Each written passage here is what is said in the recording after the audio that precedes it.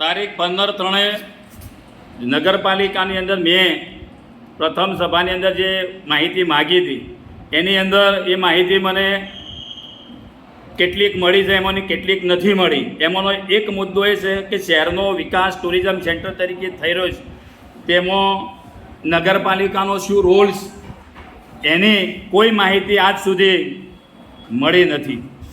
બીજી છે ટુરિઝમ ખાતા દ્વારા થઈ રહેલ વિકાસ કાર્યો કઈ કઈ એજન્સીઓ દ્વારા થઈ રહ્યા છે, કેટલા લાખનું કામ છે, કેટલા કરોડનું કામ છે, તેની પણ માહિતી આજ સુધી નગરપાલિકાના વહીવટકર્તાઓએ આપી નથી.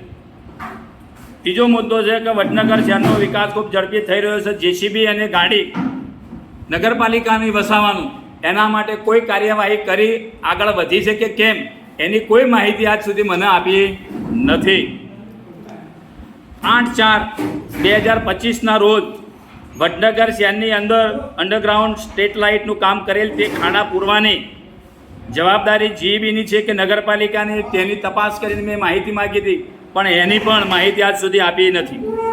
નંબર 2 વડનગર સમિસ્તા તળાવની અંદર ટાવરથી અર્જનબારી દરવાજા સુધી જે જાળીઓ થયેલ છે તેની જવાબદારી સાફ કરવાની નગરપાલિકાની છે કે ટુરિઝમની, તે નક્કી કરીને માહિતી આપવાની હતી. એ પણ માહિતી હજુ સુધી આપી નથી. વડનગર શહેરના બજારમાં સીસીટીવી કેમેરા નાખેલ છે, તે કોની ગ્રાન્ટમાંથી લગાવેલ છે અને ક્યારે કાર્યરત થશે એની પણ માહિતી આપી નથી. આજે પણ વડનગરની અંદર ચોરી થાય અને આ બધા પ્રશ્નો બને છે, એની વિગતે આ કેમેરા ચાલુ થાય તો કંઈક માહિતી મળે. 28/4/2025ના રોજ નગરના વેપાર ધંધાના અને આર્થિક વિકાસ માટે વડનગરની અંદર માર્કેટ યાર્ડ બને અને એનું કામ કેટલે આવ્યું એ મેં લેખિતમાં જાણ કરેલી છે, પણ મને કોઈ લેખિતમાં કે મૌખિક માહિતી આપવામાં આવી નથી. વડનગરના યુવાનો માટે નગરપાલિકાનું રમતગમતના મેદાનની વ્યવસ્થા કરવા માટેનો શું ઈરાદો છે, નગરપાલિકા શું કરવા માગે છે? કારણ કે એક મેદાન હતું, ત્યાં આગળ આપણે સિવિલ હોસ્પિટલ બની ગઈ, તો વડનગરના યુવાનો અને તરુણો સરકારી ભરતીઓ માટે તૈયારીઓ કરતા હોય એમના માટે એક મેદાનની જરૂર છે. તો એ મેદાન માટે મેં માગણી કરેલી અને એની કોઈ આજ સુધી મને જવાબ મળ્યો નથી. 26/5/2025ના રોજ સંસ્થામાં જરૂરી દસ્તાવેજ અને ઠરાવ બુક નગરપાલિકાના પ્રમુખશ્રી દ્વારા ઘરે લઈ જવાય છે. તો એ કયા કાયદા હેઠળ અંતર્ગત નગરપાલિકાના પ્રમુખશ્રી ઠરાવ બુક વડનગર નગરપાલિકાની ઠરાવ બુક ઘરે લઈ ગયા અને એ મેં એક સેવકભાઈ જોડેથી પકડે તો એનો વિડીયો પણ મારી જોડે છે, માહિતી હું આપી શકું એમ છું. અને એની પણ મેં તે જ દિવસે જે દિવસે પકડ્યા એ દિવસે જ મેં મારા સ્વહસ્તકે અક્ષરે લેખિત અરજી કરી હતી જે તે ચીફ ઓફિસરને, પણ આજ સુધી મને એ માહિતી મળી નથી. એટલે વડનગર નગરપાલિકાના આ વહીવટકર્તાઓ ચૂંટાયેલા સભાસદોને પણ પૂરતી માહિતી આપતા નથી. એ સત્તાના નશામાં છે. પણ હું આપ લોકોના માધ્યમથી વડનગરની જનતાને જણાવવા માગું છું કે વડનગરની જનતા જાગે. આ લોકો સત્તાના નશાની અંદર નગરને વિકાસ કરવાને બદલે વિકાસની અધોગતિ તરફ લઈ ગયા છે. બીજી વાત છે, તારીખ 2/6/2025ના રોજ મેં નગરપાલિકાના ચીફ ઓફિસર પ્રમુખશ્રીને લેખિત પત્ર આપ્યો છે અને એમાં માહિતી કેટલાક પ્રશ્નો પૂછ્યા હતા, લેખિતમાં મેં જવાબ માગ્યો છે. તો પહેલો પ્રશ્ન એ કે છેલ્લા કેટલા સમયનું ઓડિટ થયેલું છે, ઓડિટમાં આવેલ કેરીઓના ખુલાસા છે કે નહીં, નગરપાલિકાના બેંક ખાતા કેટલા છે, વર્ષ 1 એપ્રિલ 2013થી 31 માર્ચ 2024 સુધીના ઓડિટ રિપોર્ટની નકલો અને રજૂ કરેલ ક્વેરીના ખુલાસાઓની નકલો મેં માગીશ. તમામ બેંક એકાઉન્ટોનું રિકન્સિલેશન એટલે કે મેળવણું બેંક વાઇઝ આપવું એ પણ મેં પ્રશ્ન પૂછેલો છે અને માહિતી માગેલી છે. વડનગર નગરપાલિકાના તમામ ખાતાઓનું કેશબુકનું છેલ્લું બેલેન્સ જણાવો એ પણ મેં માગેલું છે, એ પણ આજ સુધી મને મળેલ નથી.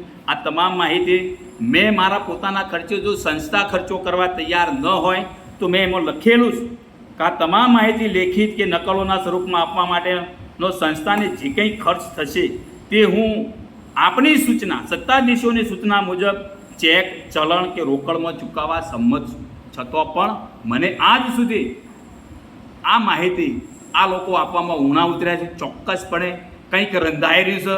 આ માહિતી મળે તો છેલ્લા 10 વર્ષની અંદર વડનગર નગરપાલિકાની અંદર શું થયો, કેવો વહીવટ થયો છે એની સંપૂર્ણ માહિતી લોકો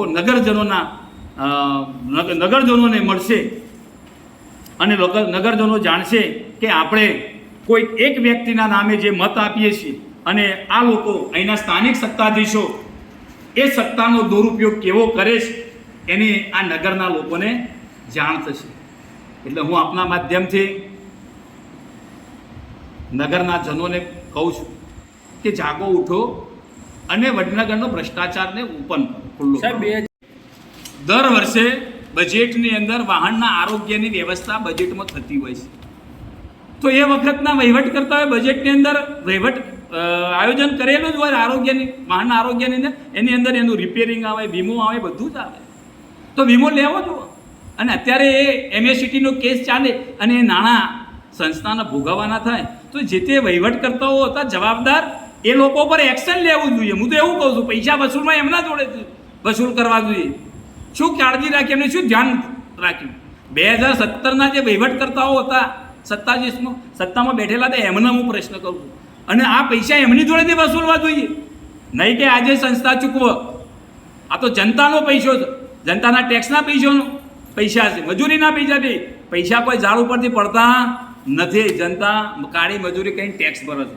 એટલે બેન પ્રમુખશ્રી એમ કહે છે કે મારી સત્તાનો જ, પણ સત્તા એવી કોઈને પત્રકારોને રોકવાને કહેવાય કોઈને સત્તા નથી. કારણ કે મીડિયા એ લોકશાહીનો ચોથો સ્તંભ છે. અને ગત સભાઓની અંદર પત્રકારો અંદર રહેતા જ એનું લાઈવ ટેલિકાસ્ટ પણ જોયેલો છે, વિડીયો પણ જોયેલા છે. તો આજે આ સભાની અંદર પત્રકારોને કેમ રોક્યા એ એમનું અંગત સમજણ છે, પણ કહેવાય કાયદાની અંદર જોગવાઈ નથી. નગરપાલિકાની કાર્યસૂચિની અંદર પહેલો જ મુદ્દો છે એની અંદર કે ભાઈ પ્રચાર અને માહિતી. તો સભાનો પ્રચાર ક્યારે થશે? પત્રકારો હશે તો જ થશે. પ્રચાર અને માહિતી ક્યારે લોકો સુધી પહોંચે? પત્રકારો હશે તો જ. એટલે મેં એમને કહ્યું કે ભાઈ કાયદાની અંદર આવી કોઈ જોગવાઈ નહીં, અને મેં એમને કહ્યું કે ભાઈ પત્રકારો બેસે અને આપ લોકોનું સ્થાન મળ્યું એનો મને આનંદ.